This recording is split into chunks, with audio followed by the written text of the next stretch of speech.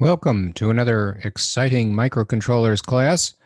In our last exciting microcontrollers lab, we were doing work with the I2c bus using the real-time controller chip known as the Dallas Semiconductor 1302. And I thought what would make sense is if we could have a little discussion about the I2c bus. This is called a two-wire bus, and you can kind of see that outlined here in this little Fritzing proto board. We've got a little temperature sensor here, and we've got some power and ground being distributed, and the temperature sensor is coming in on for the Arduino Uno, industry standard de facto lines 4 and 5, which basically means that you've lost two analog inputs. And so what happens there is, you've got to take into account the fact that you've lost analog channels 4 and 5. And if you needed them, well, this may not be the right bus for you, or you'll have to change the allocation somewhat in the software.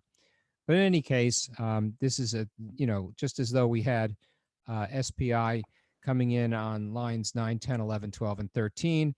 Here we have I2c coming in on bus lines 4 and 5.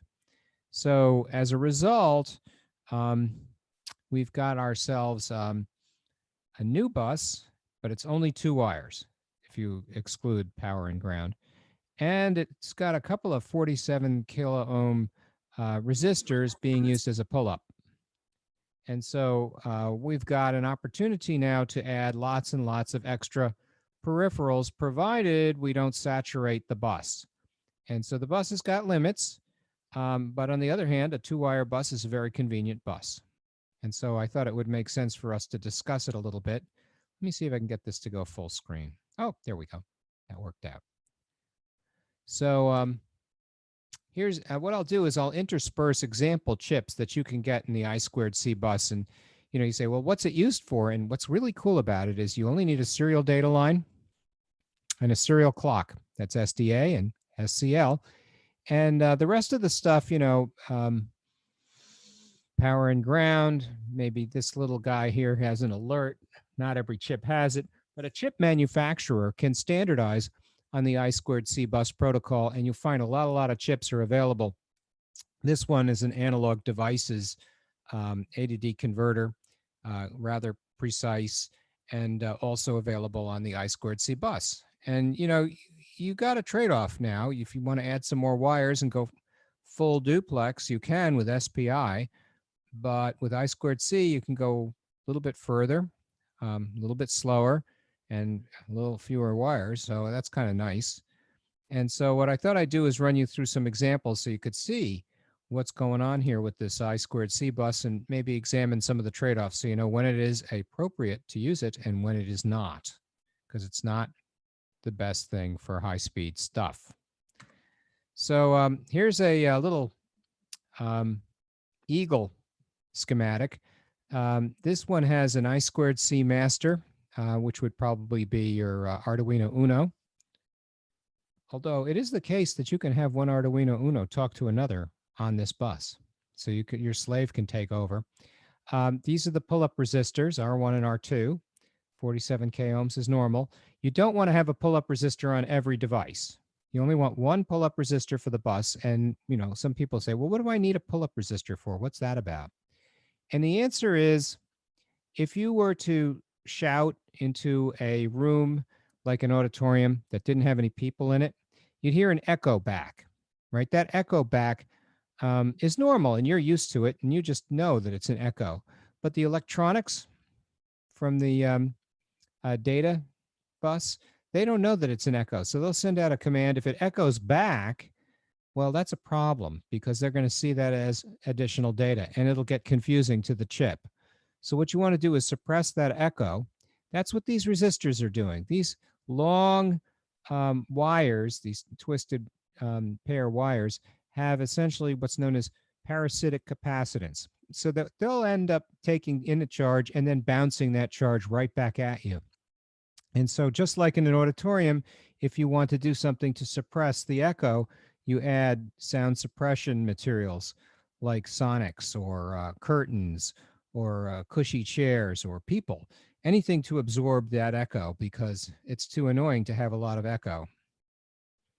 So 2 wires, got to, it's a bus, but you got to treat it like a transmission line, which means you need your termination resistors. And you'll see this in other buses too. The ancient SCSI buses always had termination resistors on them. And you don't need multiple termination resistors because that causes what's known as double termination.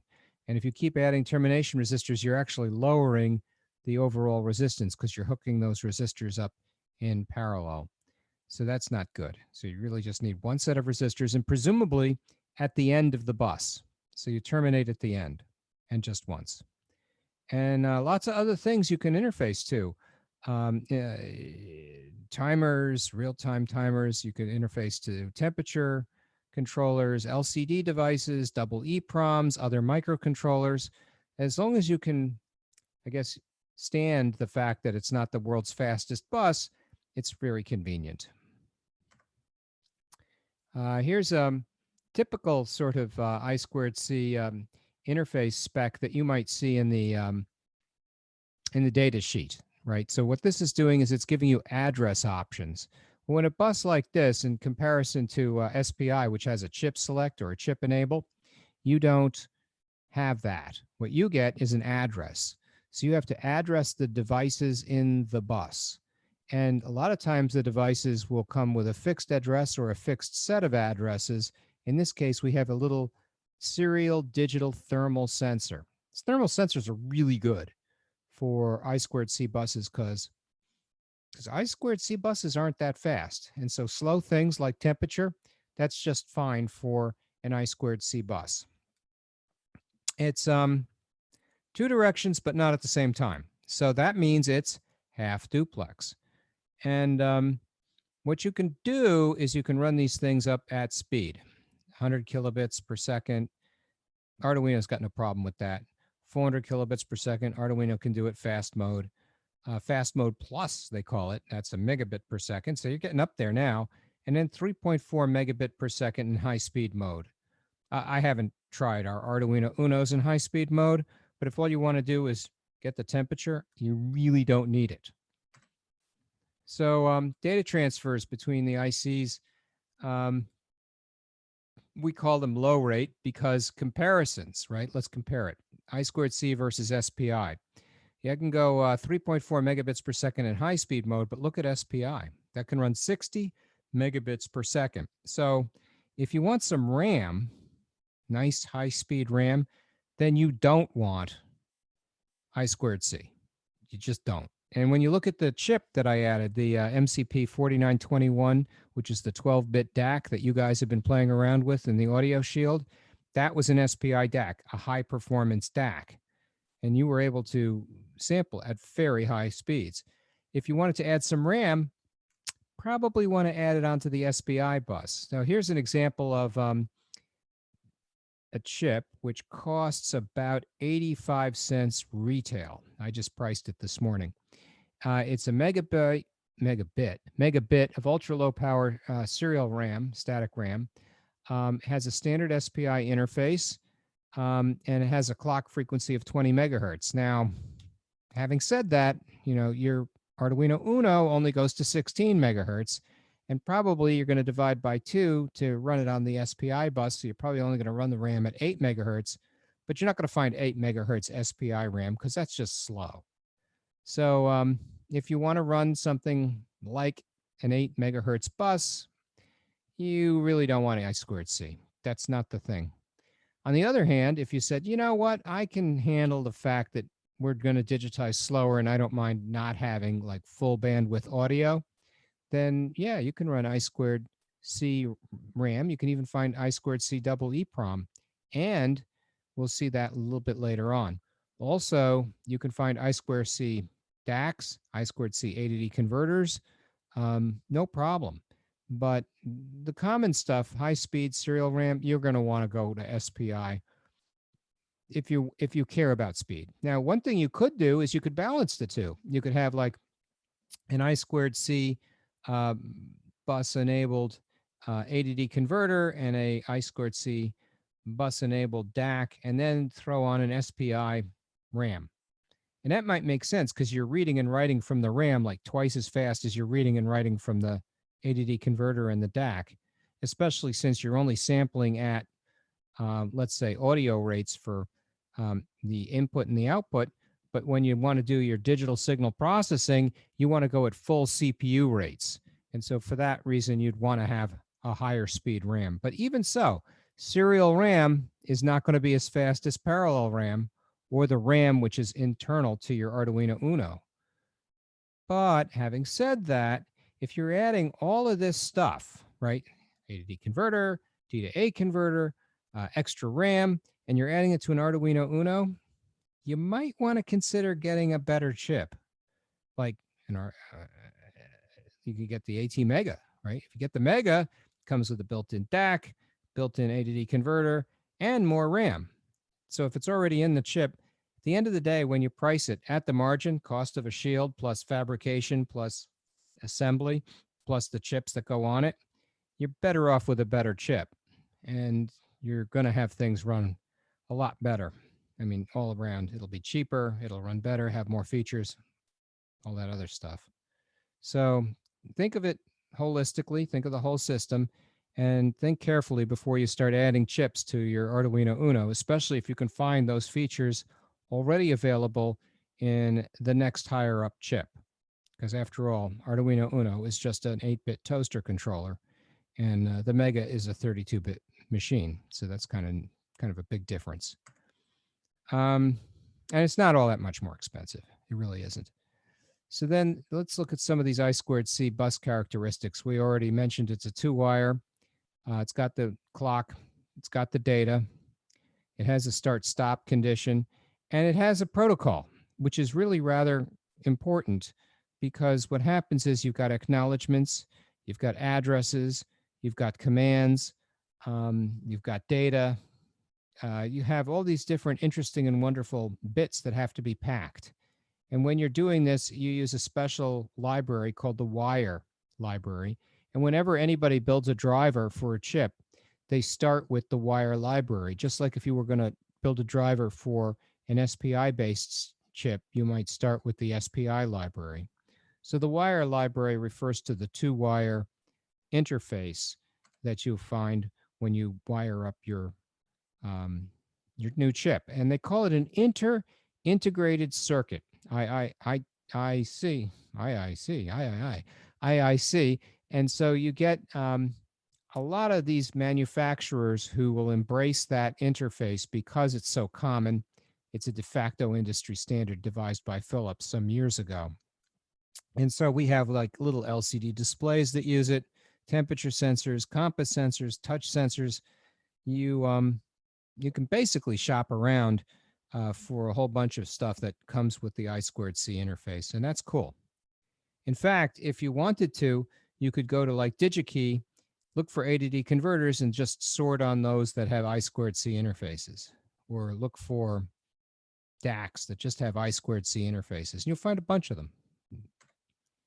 Here's that little temperature controller again, and you can see what's going on here. He's got data bits which are being allocated, and they're giving you commands for the temperature controller. And the only way you're going to learn how to write a driver for a new chip like this would be read the data sheet. I think that's the most important thing. And the other issue is you're going to have 400 picofarads of parasitic capacitance on one of these I2c buses at most, but that's a lot. You know, typically I have ribbon cable that gives me 11 picofarads of parasitic capacitance per foot, which is a lot. You know, 1 foot later, you can't run things faster than 450 nanoseconds because that capacitance looks like a big low-pass filter, and it takes those square waves and just rounds them out. So that's what happens when you have parasitic capacitance. You're basically dealing with a low-pass filter. And so if you want to run this thing high speed, 12 feet's kind of a lot, actually. That's a big bus. I mean, you could put a lot of stuff out on 12 feet worth of bus. So that's kind of nice. I don't think you can do that with SPI, especially in its high speed state. So you got to know something about what's going on with the clocks. You have to know what's going to happen with the signals. And here comes a little example code. And you see how it starts. He includes the wire.h, and then he has to have an address for the temperature sensor, which probably came right out of the data sheet. And he wrote it as a decimal number, but he could just as easily have written it as a binary number, preceding it with a B. And that's quite typical. Right? So here comes the setup.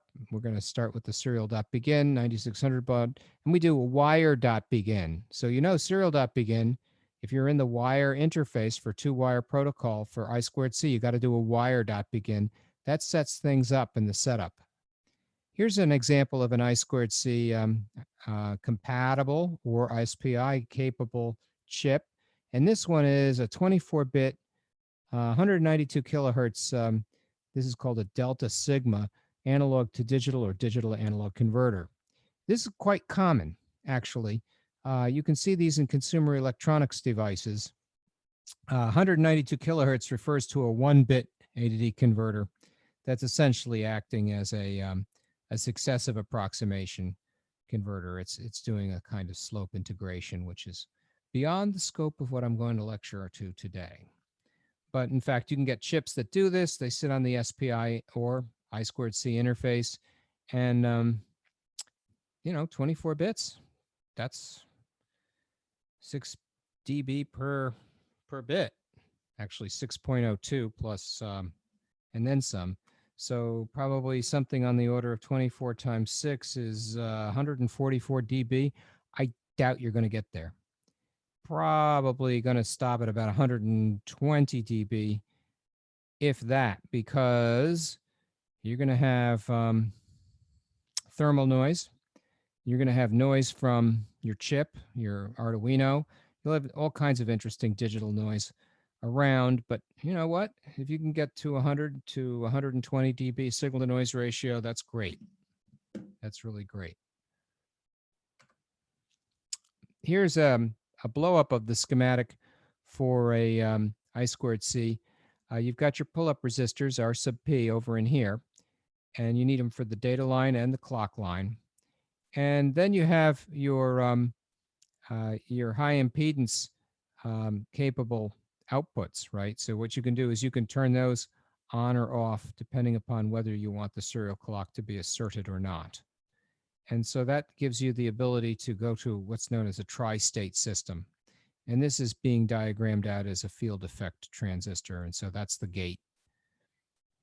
And so now you've got a way to just keep glomming on one device after another. And when the device is not being addressed, it will not assert its output on the data line. So it will basically not speak until spoken to, put it that way. So here's another example, wire.begin transmission. Here comes the address. We're going to write a 0, end the transmission, and we want to request the result, the temperature. So we go to an address that we've written out. We say we want the result, and we wait for the wire. Wait for it to come back, and when it does, we just do a wire read, and that gives me the temperature. And that's it. That's how you read a temperature sensor. Here's the 24-bit ADD converter. I keep throwing in these chips because you got to see there's a lot of chips available. This one is from Microchip. They're the same guys who made the DAC that we were using. And it says it's got both SPI and 2-wire because they know people sometimes like both or either. And so he's got 107 dB, which, I didn't think you were going to get 6 dB per bit, but 107, well, he says total harmonic distortion.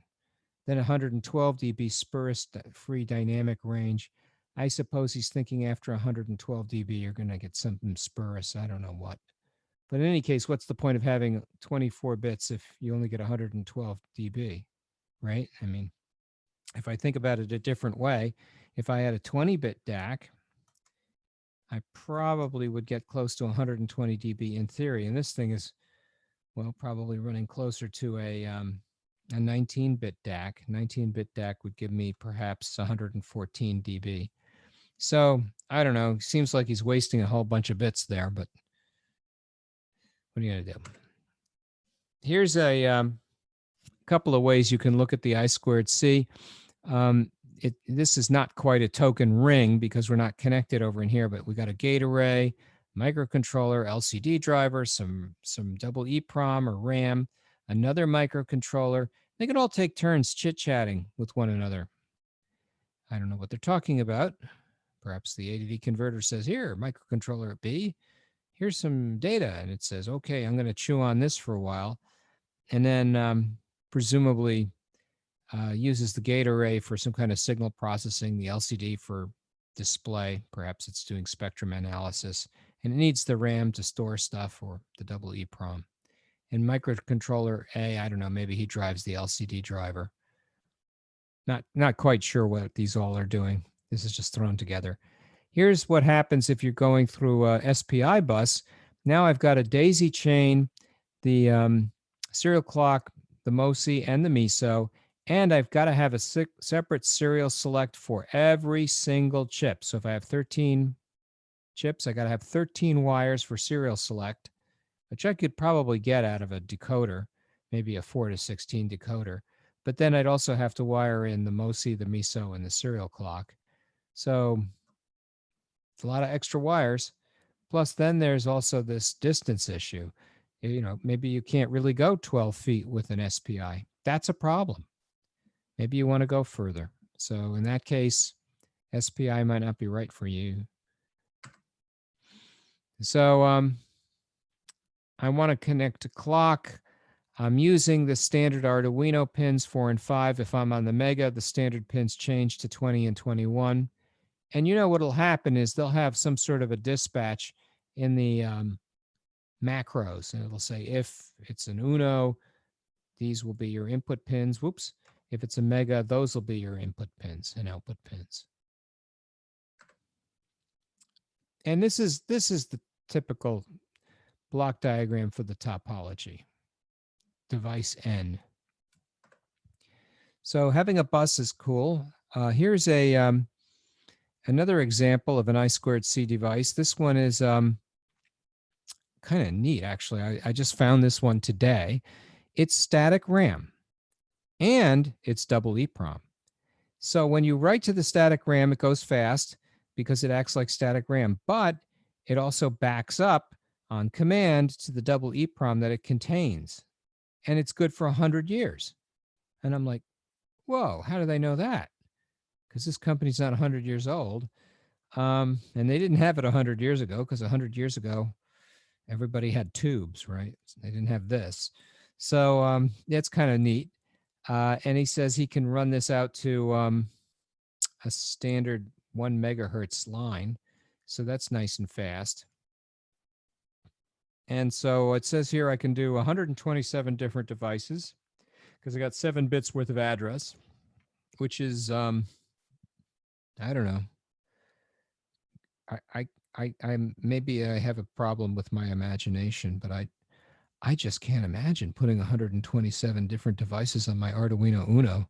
That just makes my whole head explode. It goes, 127 devices on an Uno? What are we doing? So probably that won't happen. And if you had 127 different devices on the Uno, what would they be doing? Like if they were all measuring temperature, that would be okay. But if they were all static RAM, you wouldn't be able to keep up because they would clog, you know, you'd be IO bound. They'd clog the network just the way I-95 gets clogged when there's a traffic jam. You know, it wouldn't work from a system point of view. So then here comes a little timing diagram. I don't think you guys get too much in the way of timing diagrams, so it doesn't hurt to show you one. You want the data to be guaranteed to be valid because your serial clock is going to cause sampling of that data on a rising clock edge. And after the clock edge has fallen, then you can swap the data out.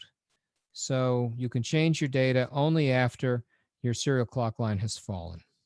And that kind of enables you to do what you like because nobody's going to be mucking about while the serial clock is in its quiescent state. So if I have a little code going, I can make sure I've suppressed the serial clock line and know that the devices are not talking to one another. I don't want them talking behind my back because they'll probably be talking about me or something. And they should know when they should be listening, and they should know when they should be reading information on the data line.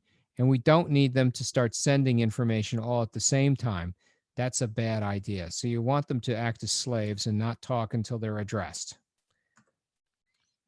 If you have two devices with the same address on the same small local area network, that's a problem because they're going to start responding at the same time, and that's going to cause collisions and errors and all kinds of issues that you will find very difficult to debug just because you have two devices with the same address on the same local area network. That's not good. Okay, just kind of put that out there. I know it sounds obvious and probably it doesn't need to be said, but I got to figure somebody's going to end up doing this, and it's a bug that's going to come back and bite you later. So let's see now. What else do we have here? So we use one clock. It synchronizes all the devices. The master tells the slave when to talk and when to listen. The slave devices, well, could be anything. Other Arduinos, all kinds of interesting sensors. You could probably make an I2c interfaced servo, which might be really good if you wanted to use a 2-wire bus to connect up all the joints of your robot arm, just because it's a convenient way to go. In fact, you could probably use a metal robot arm to act. The metal could be the ground, but you're still going to need power, and you still want to have your clock and your data. So let's see, what else do we need? Oh, here's the address, 7-bit address. Gives us 127 different devices. And you can get an acknowledgement back from the slave, which is good. You want a little two-way communication going on.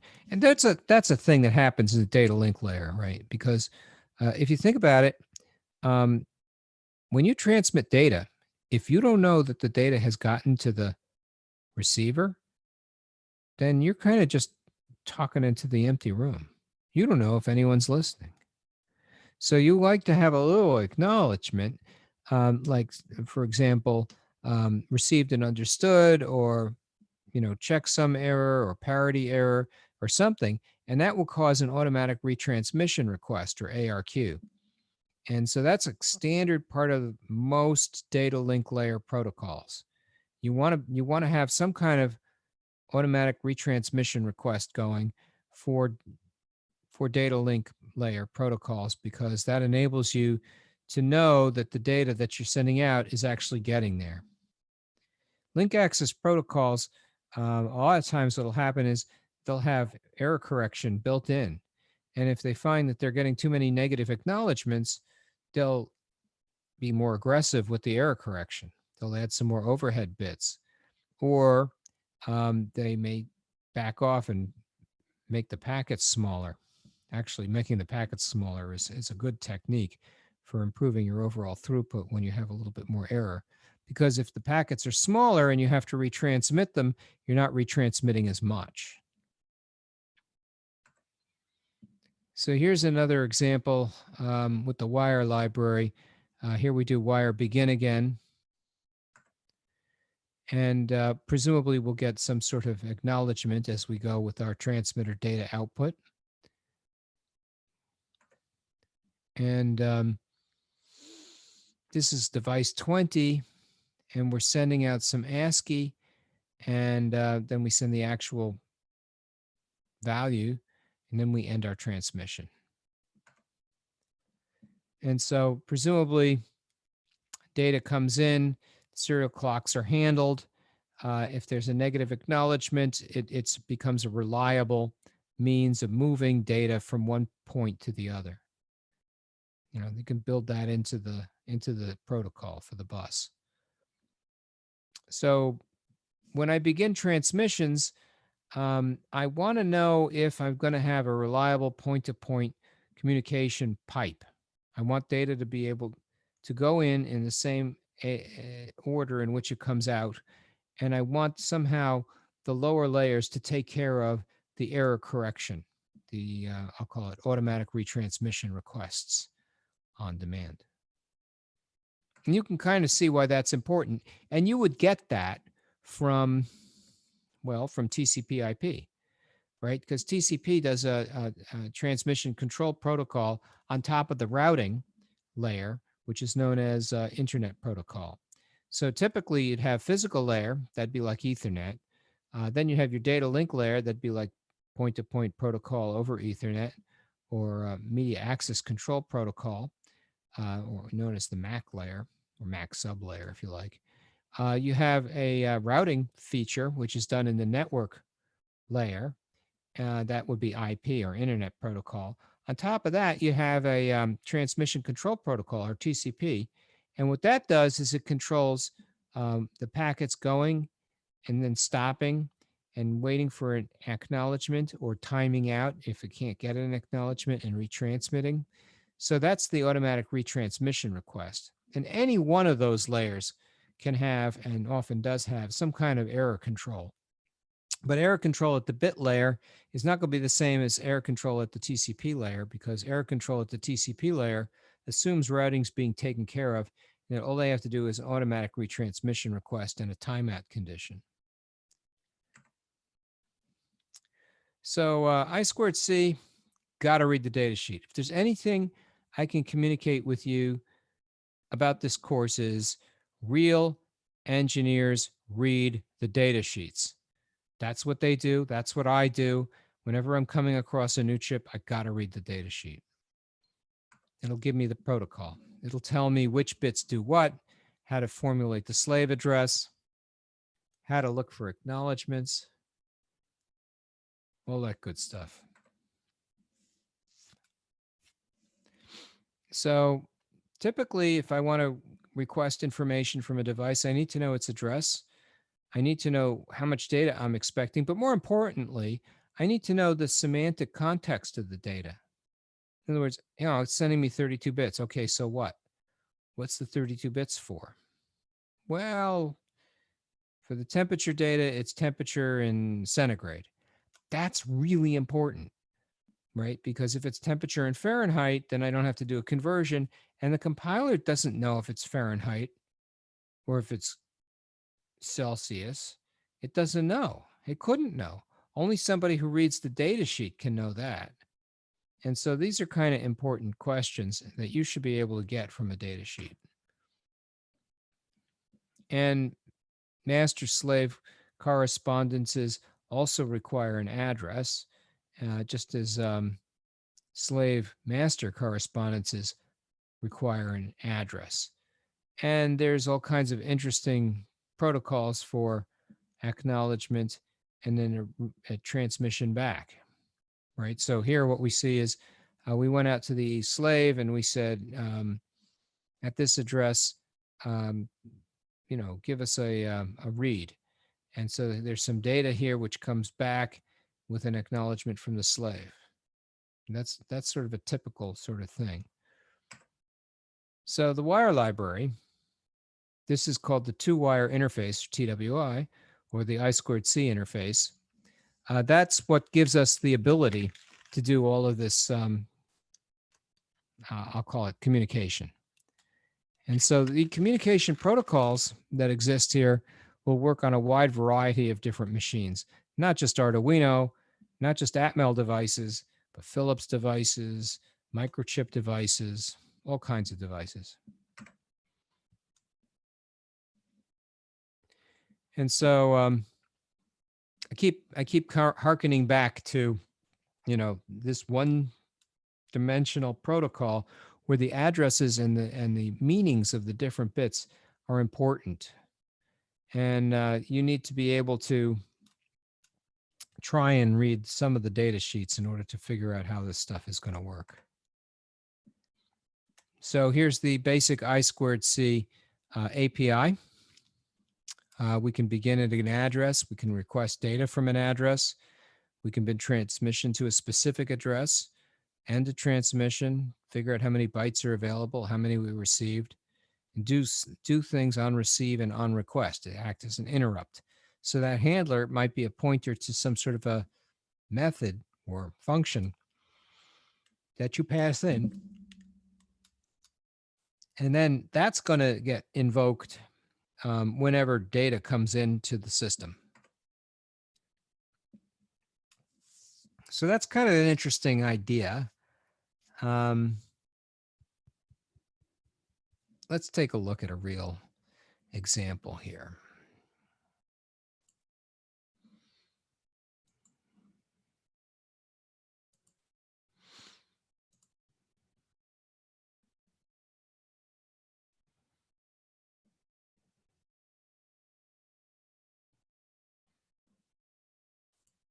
I know some people didn't make it to the lab yesterday, so I just thought I'd play this little video here. So that's the Dallas Semiconductor 1302 with the CR2032. So this is 20 millimeters in diameter, 3.2 millimeters thick. And we had a lot of problems with these CR2032s yesterday. A lot of them were dead. These are 10-year batteries. I don't know if it's been 10 years since I got them, but maybe it has. I don't know. And then this little crystal in here, that's a 32,768 hertz crystal. That gets divided through by 2 to the 15 to give us a 1 hertz clock. And then let's see if we can see the other side of this bus.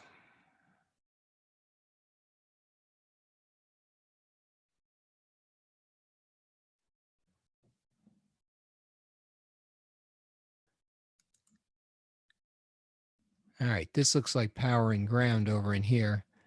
And these look like non-standard connectors. Because normally I would be using 4 and 5 for my 2-wire interface. But you can reassign that to anything you like. In fact, I've got this already set up next to the computer, but no sense pointing a camera at something you can see already. That was not supposed to be a complicated lab, by the way. But for some reason, I guess because we had bad batteries, didn't work out so good. Here's a that 1 megabit ultra low power serial RAM that I was alluding to earlier. The standby current is astonishing, less than a microampere. I mean, that's, I don't know, that's nothing. So presumably you can get these things in vast quantities, like on a reel, 3,000 to a reel. And the price goes way down when you do something like that. If you buy one, it's about 85 cents. But if you're going to buy 1,000, the price goes down a lot, which is kind of cool.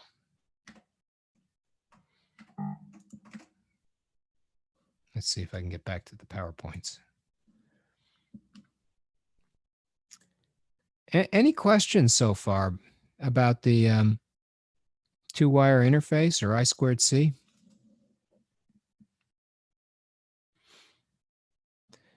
So I was thinking that maybe I would call on people because people are so quiet.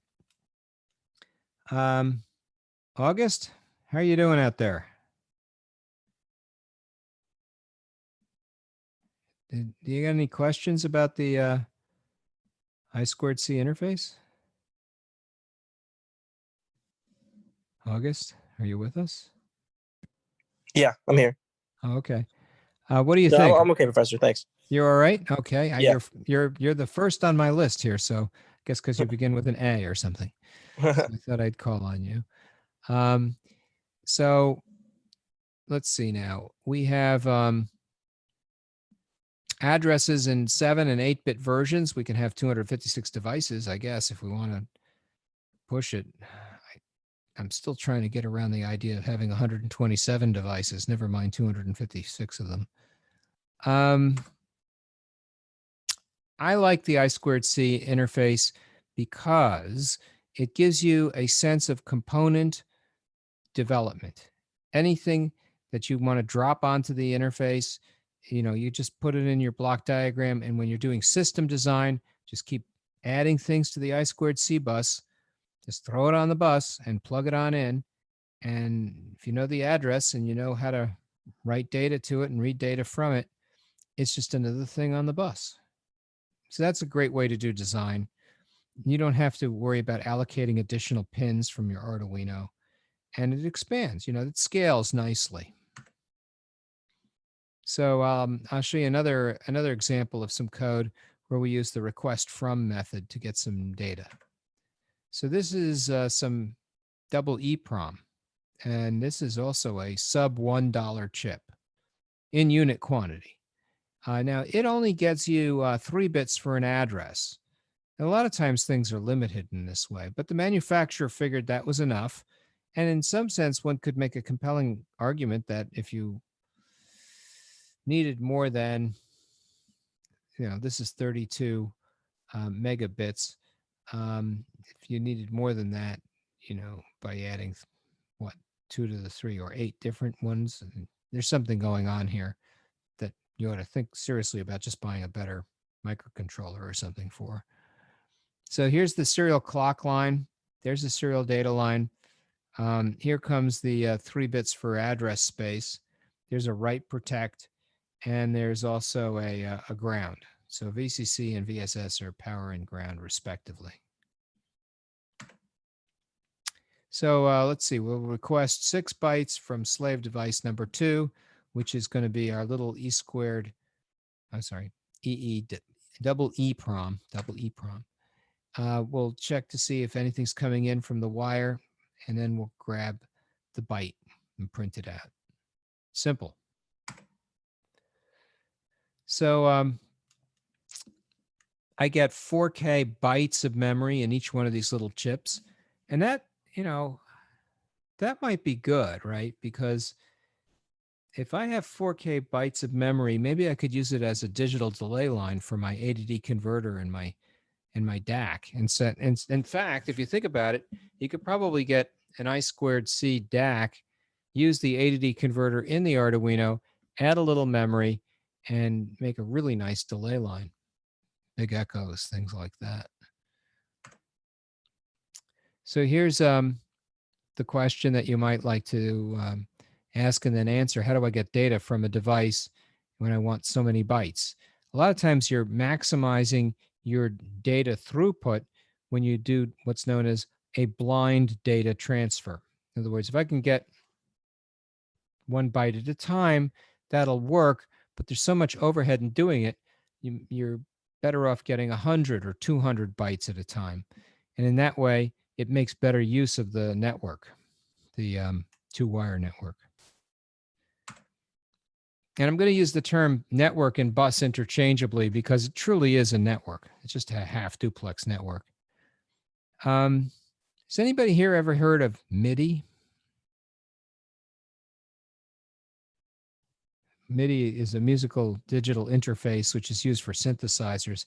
That's a 38 kilobit per second half duplex network.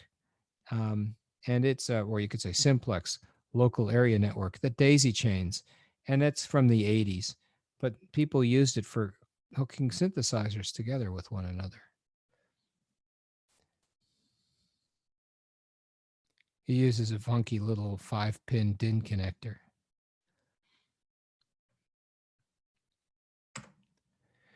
So let's do an example. I'm going to get an example out of the Arduino here. I'm going to go to the wire interface, and here's an I2c scanner. Now I don't happen, well, actually, now that I think about it, I do have an I2c device on here. I've got an Arduino with a real-time clock. Just out of curiosity, I'm going to bring up my serial port monitor, and looks like I've got more than one device. I don't know which one is which. Oh, here we are. It's the real-time clock. So that's on 420. And yeah, it's still running. And he says it's 12:46. Oh, you know what? He doesn't know that we had to fall back an hour. I've got to reset this thing.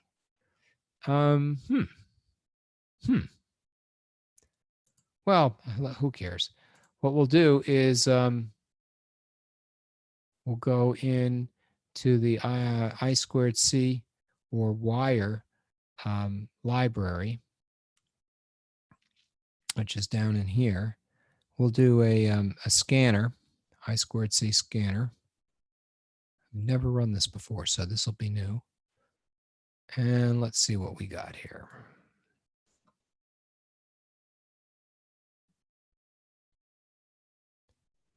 He runs at 9600 baud. So we should go back to our monitor, change it to 9600 baud, and then proceed to upload the scanner. Let's see what happens.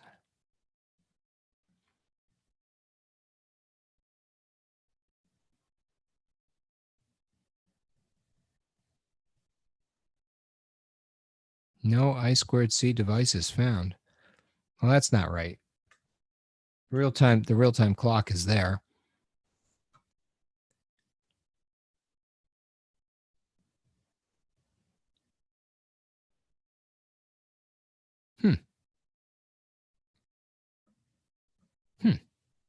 And goes to show you got to test these things before you.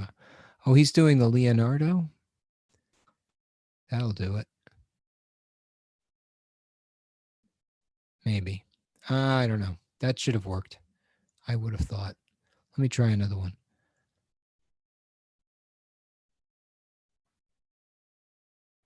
Isn't the real-time clock a 3-wire module? Is it? I believe so. Let me take a look. Oh, it's not running on 4 and 5. That's the problem. I have to change the way it's hooked up, because it's hooked up to yeah, the DS1302 has got data and clock, but he also has a reset. So if you're including the reset, yeah, that's a 3-wire. But the thing is, he's not on the standard, right? He's not hooked up to the standard wires of 4 and 5, because when you look at how that wiring was done before, we had it hooked up to the digital wires. And I'm not going to rewire it now, because that's not good. Rewire on the fly. I guess I could. Well, no, I'm not going to do that. Yeah, the DS1302. That's this thing here.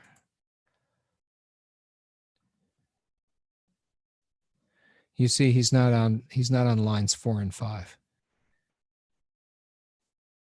That's a problem. They won't, if he's going to scan lines 4 and 5, it's no good. So you can see what he's got here. He's got VCC ground. This here is your data.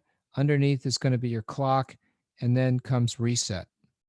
So this is a 2-wire interface, but it just happened to include a reset line. You can also see that here, DS1302 data sheet. Let's see, how much are these things anyway?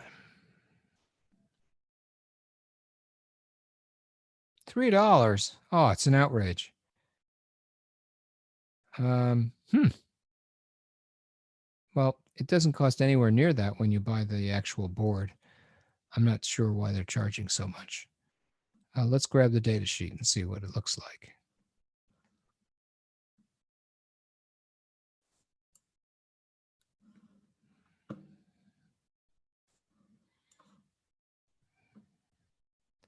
So there you go. He's got one I/O line. He's got a serial clock line.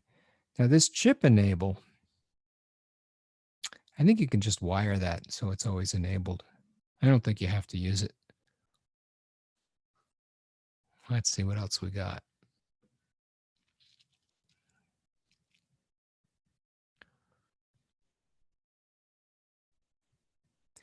Yeah, so it's I/O, serial clock, and then the chip enable, if you want, you can just leave it enabled.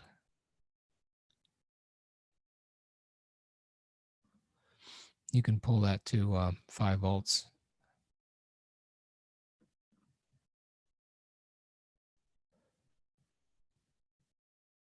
Although on the board that we have, I think it was labeled reset. Not quite sure why. This chip does not have a reset. Maybe it lost something in translation.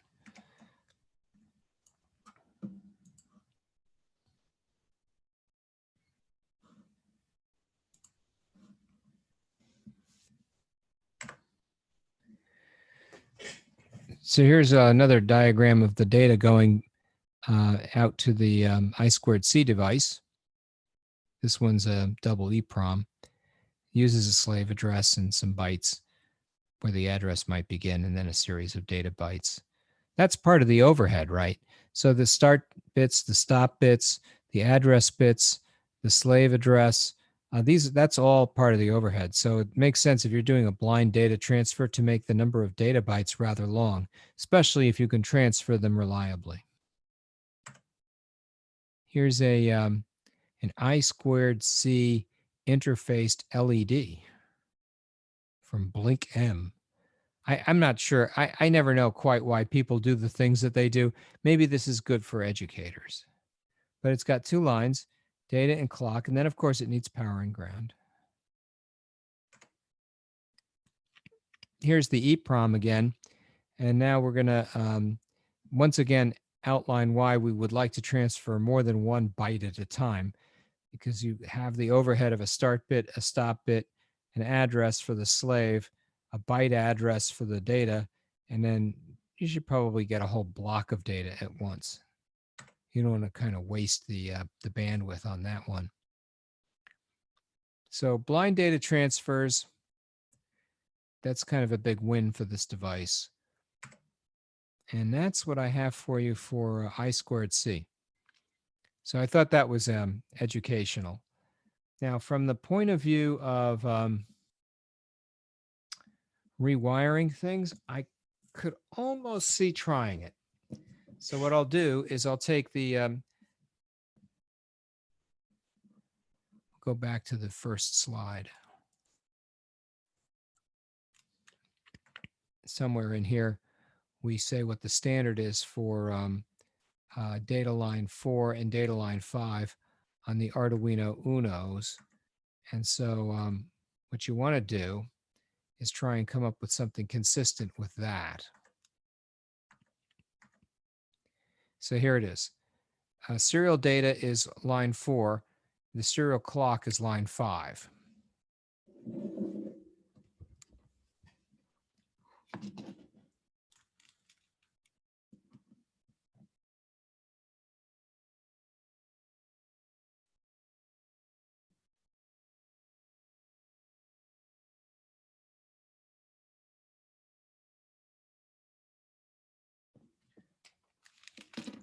And so I've got my brown wire on the serial clock.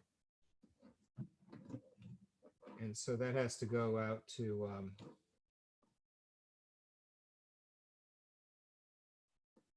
line 5.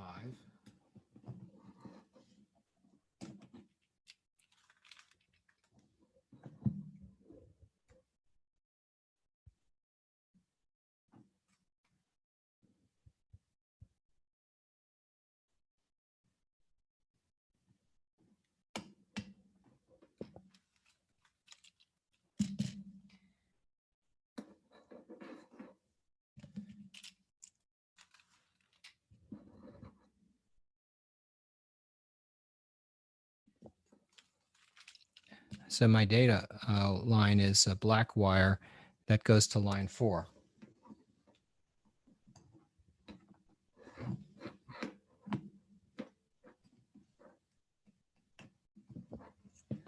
So now I've got it hooked up. Now the big question is, what happened on the monitor? The answer is, I don't know. I have to look. Nothing found. Oh, it's very sad. Here, let's reset this thing.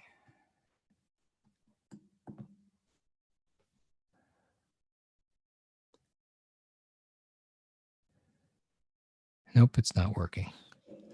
Well, I'd be worried if it worked the first time anyway. I probably wonder if it's burning up now. Last time I tried one of these things and the thing got so hot I burnt my finger.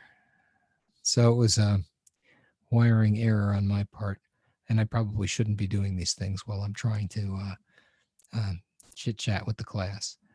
So there's one other thing I wanted to kind of discuss with you guys, and this has to do with programming. And I think programming is an area where, I don't know, maybe some of you feel a little intimidated.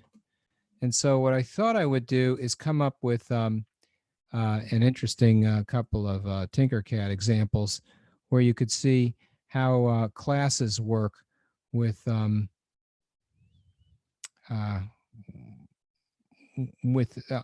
Arduinos. And so what I'm going to do here is this is a simple blinky light example, but I wanted to give you an introduction to classes.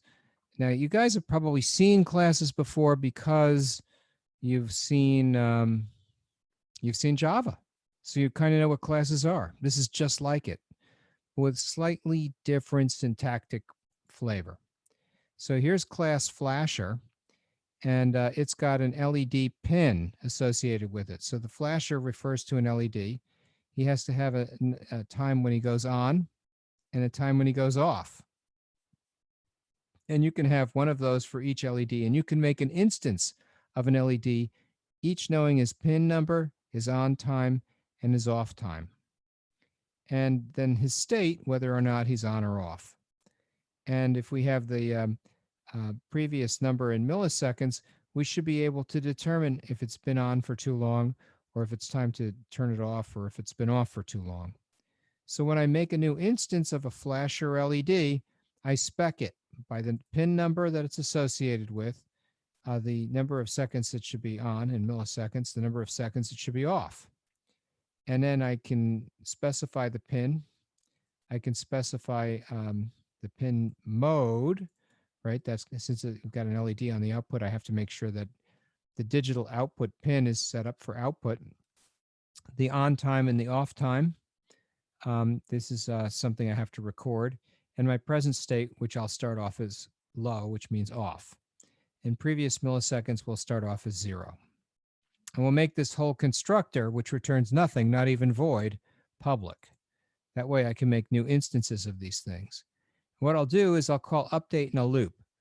And what I'll do there is I'll get the current time in milliseconds. And if it's high, then what we'll do is we'll figure out how much time it's been on. And if it's beyond the state it's supposed to be on, then we'll turn it off. And then we'll take a snapshot of the current time in milliseconds and update the LED to the correct state. Otherwise, if it's low, we'll look at the off time versus the amount of elapsed time. So this is going to be what we call elapsed time. And in fact, what you could do if you really wanted to refactor this properly is you would write a long for elapsed time and set it equal to that difference right in there. And then use elapsed time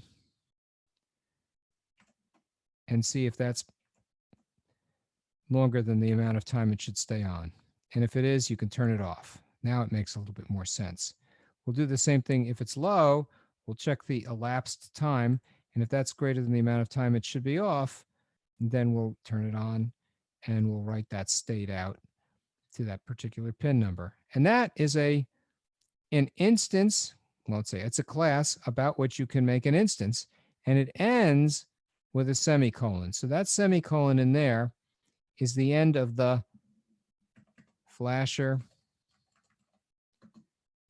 class. Ends right there. And it has to end with a semicolon. So now I can make a new instance of an LED, and he's on pin 13. He stays on for 500 milliseconds. He stays off for 500 milliseconds. He's got a 50% duty cycle. And then we do the same thing for pin 12, and then do the same thing for pin 8. But in fact, the difference is we change the amount of time that it's on or off. And in fact, if you think about it, when 5 times 3, which is 15, times 2, which is 30, so every 3 seconds, all 3 LEDs should be on. And so then in our loop, we just call LED 1, 2, and 3 update, update, update, and they all know when to turn each other on and off. And this makes the code a lot more elegant. And you can use this for as many LEDs as you like.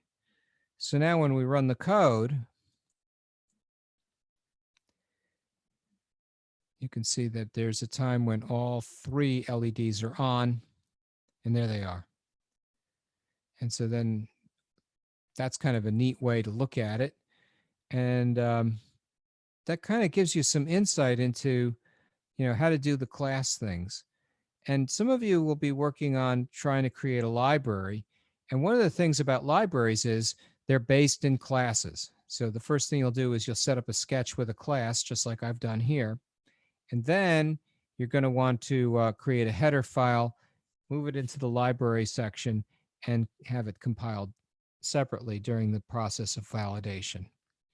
And that'll give you a library upon which you can do includes and proceed to build up your own sort of interesting libraries for doing things. 1202. I have another example up my sleeve. Any questions about this?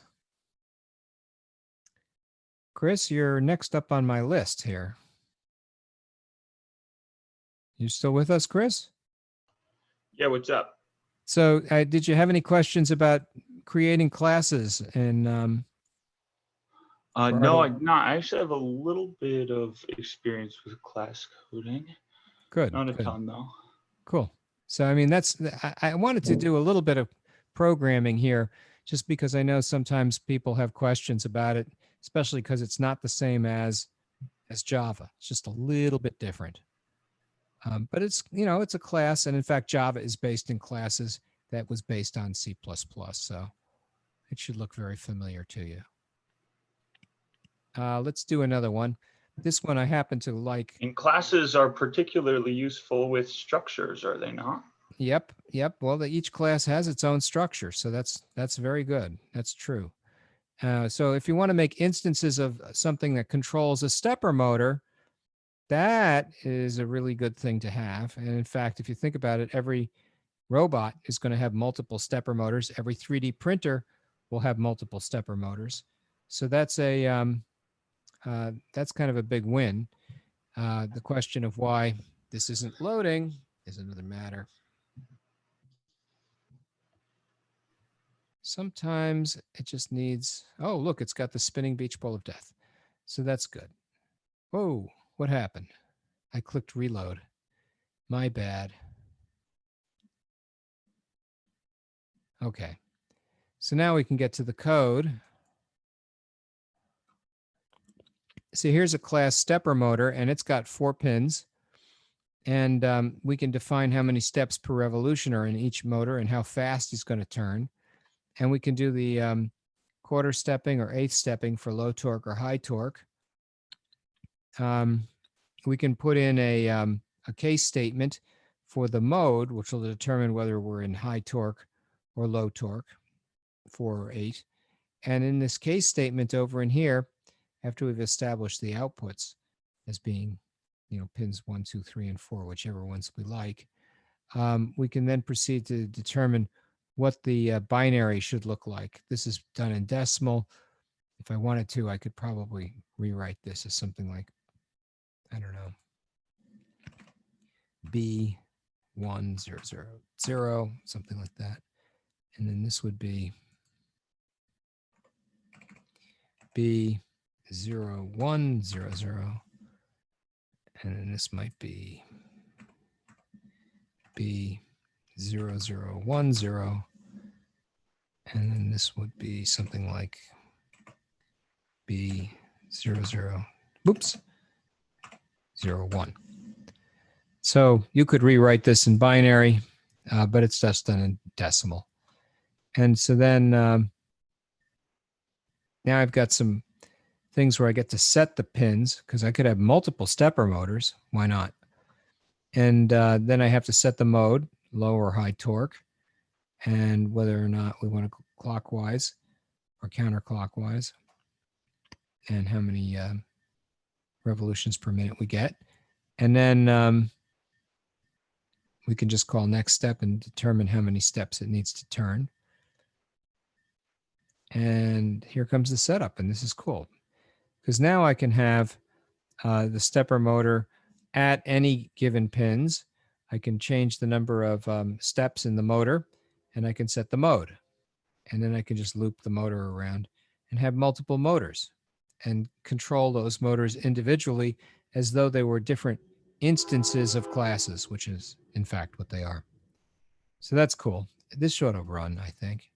And it should give us the, yeah, this is what the stimulus to the servo would look like if it were running. I could change the pattern by changing the mode. So presumably I could stop the simulation here, change the pattern from 8 to 4,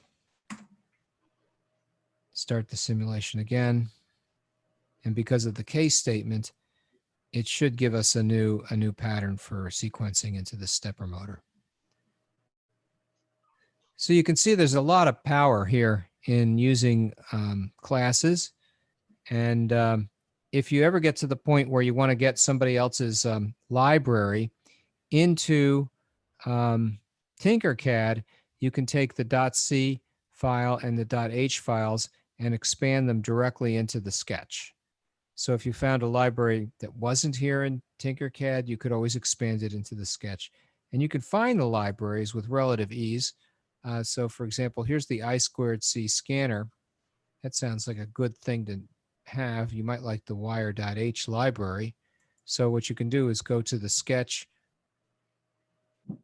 folder and then take a quick look around in the super folder. Here's more examples.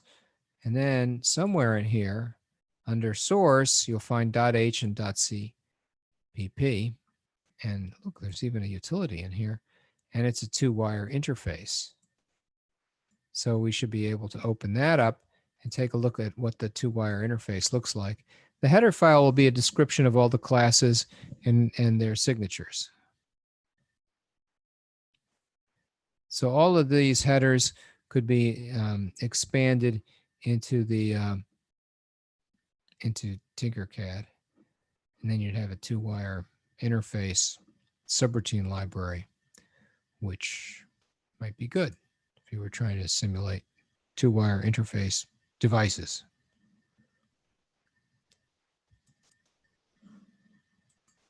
So here's the deal.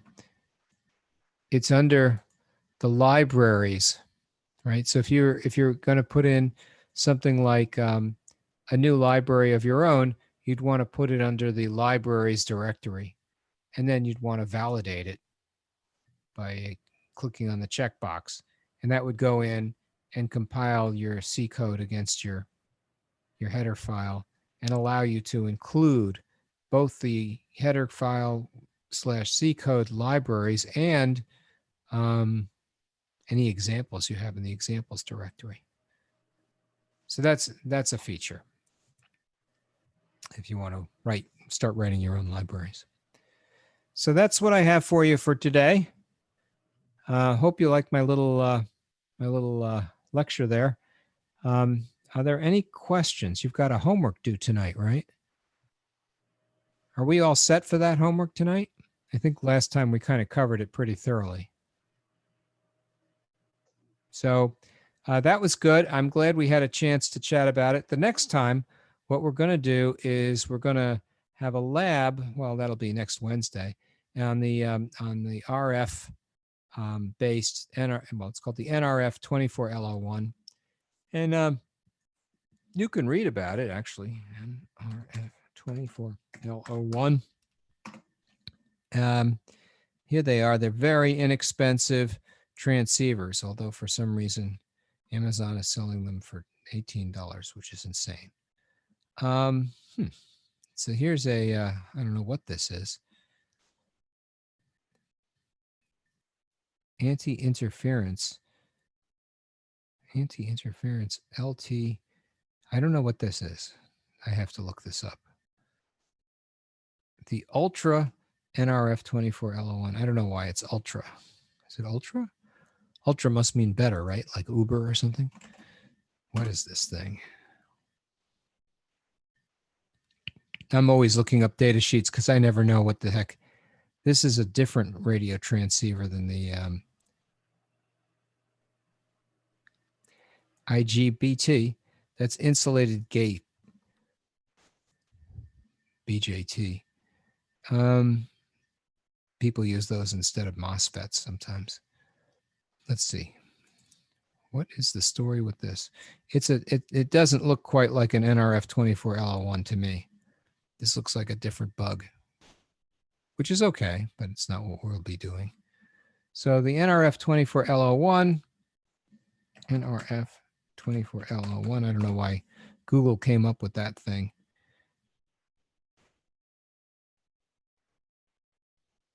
There it is. That's a 2.4 gigahertz instrument scientific band chip. And for some reason, my browser is non-responsive. I wonder if it has something to do with Zoom. Whenever I get onto Zoom, things start kind of getting wacky. So here's an example where these transceivers are way too close, but it's convenient because they're both sort of hooked to the same breadboard. And one is going to have, well, this little thumb joystick will turn that servo, and a little button over in here will turn on that LED. So there'll be a form of two-way communication. And these things can go several hundred feet, actually a kilometer, and even with the right antenna, 16 kilometers. But with the common antenna, the rubber ducky antenna, they can go up to about 1 kilometer in open space, which is really nice. And I don't think they cost more than $1 and a fraction in unit quantities. So if you're, I don't know, a careful shopper, I think they have them on eBay. And it's the NRF24L01. And you'll find this. NRF uses SPI, right? Yeah, that's an SPI. That's what it, but Yeah. you know, same as I2c, accepted as the chip enable and chip select, of course. Well, it's full duplex, and it's got a clock. So this is a 4-wire interface, including chip select. Right, because it's MOSI, MISO, a serial clock, and chip select. And sometimes chip enable, but that doesn't count. And they might have a chip enable, which you can wire, and they could even have an interrupt request, so they could have a 6th line if we wanted to use it. But we're not doing a hardware interrupt request. So that's $12 for 10. So that's pretty cheap. And these are cool because these come with the rubber ducky antenna and an SMA connector, along with a low noise amplifier for reception and an amplifier for transmission. I have a few of these as well, and they have the ability to go kilometer distances without too much trouble. I haven't tested it, but I've seen the tests on YouTube and they look convincing. So they're pin for pin compatible with the versions that have the microstrip antenna. And we'll talk a little bit more about those next time. And we're also going to have a nice lab about it on Wednesday next. So enjoy the rest of the day. stay safe, and thanks for your attentions. Thanks, Thank you. Professor. Have a good one. You too. Thank you. Thank you, Professor. Have a nice day. You too. Thanks.